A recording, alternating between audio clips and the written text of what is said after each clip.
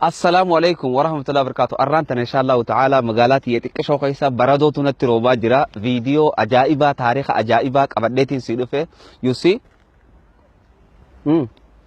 Baradoodha.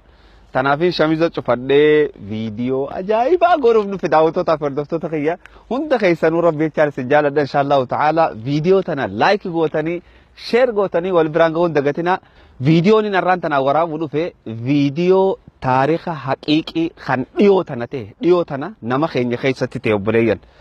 wallahi taariikha kanarraa barnoota guddaa baratta dubo inshallah ta'ala wanni takka taniin sinirraa barbaadu baradoo kana buutu kana keessa dhaabbadheetiin viidiyoo waraabaa jira saniifoo akka hariifa ta'e laayikii tokki tanaaf inshallah ta'ala viidiyoolee babbareedduu kanaa tana yeroo hunda bakka babbareeddutti qabadhee isiniifin dhufa daawwattoota fi hordoftoota kiyya kaameraan inni itti waraabaa jiru kun maqaan isaa Canon M50 jedhama. Leensiin isaa ammoo 22-500 mm tan jettuudha. Inshallah ta'ala warri viidiyoo kwalitii babbareedduu akkanaa tana waraabuu feetan inshallah karaa akkatti waraabdan akkatti maal gootan waan ajaa'iba sitti haan ammas viidiyoo tiyya kompiitaraan ediitiin godhu. Video ti hoggaan edit godhu kompiitaraan takka edit godhen beeku wanni niin an edit godhuun mobaayila kiyya Samsungiin fayyadama mobaayila Samsungii kanaanin yeroo hunda video ti edit godhaa jechuu inshallah ta'ala akkaataa itti edit godhanis isiniin barsiisaa wanni takka isin irraa dhoofannu hin jiru baay'ee hunda keessanuu isin barsiisuudhaaf qopheedha garuu wanni beektan harki kiyya diimaa miti qabbanaatu kana nadiimeesse malee wallahi qabbanaa kana nadiimeesse qabbana bakka tana jirtu baradoo jechuun nama firija keessa jiru fi an tokko duba kana taariikha hoggaan isinii dabru daawwattootaa fi hordoftoota kiyya gurbaa tokkootu intala takka jaalate intala tana hoggaa jaalatu gurbaan kuni wal fuudhan jireenya nagayaa wajjin jiraatan osoo tanaa wal fuudhanii wajjin jireenya nagayaa jiraachaa jiranii maal godhe seeta tabiraa takka biyya Suud Arabiyaa jirti janajjanu eegale yeroo intala tana janajjanu waa hunda gartee ani jaartiin qabu ana kanatti gartee si fuudhuun fadhaa sii maraadhee ni beektan gaa sii du'ee maal sii tahee amma gaa maallaqa isiin dalaydu hunda itti ergiti maallaqa dalaydu kana hunda itti ergiti inni Liibiyaa jiraata maallaqa isii kana yeroo dheeraa booda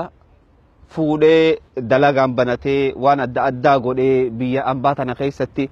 isiin ammoo saanaa namaa dhiqaa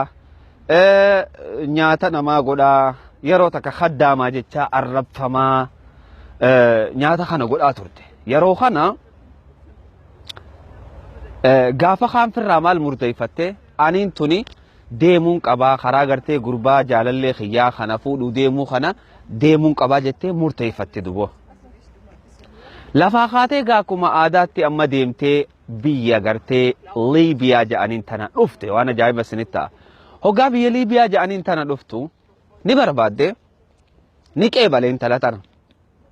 hoggaa qeebalu mana tokko keessa gala mana kana keessa jaartii biraatii jiraaf hoggaa ol seentu keessummaan nu dhufe kabajii maarree jeetti ol naqee mana kana keessa keessummaatii yajee jaartii isaatti himi jaalalleetii hin jenneen dhagayi yeroo kana dhalaaleen lamaan gaa akka aadaadhaa wal odeeffatan hoggaa wal odeeffatan haasawa walirraa fuudhan hoggaa haasawa walirraa fuudhan waa hundatti himte wallahi obboleettii yadhiifama naa godhi gurbaan kun jaarsa kiyyaa waan ja'amu takka itti himte jechuu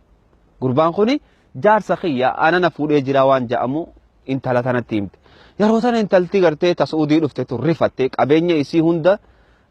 isa harka jira isaatu waatti godhuu ture qabeenya kana hunda baranaatti erguu ture kana anis bara kana na godheen na fuudhe duba hoggaa ol deebi'u itti dubbatte hayi ati kana akkanatti ani jaartii hin qabu naan hin jenneehi jetteen dubo yeroo kana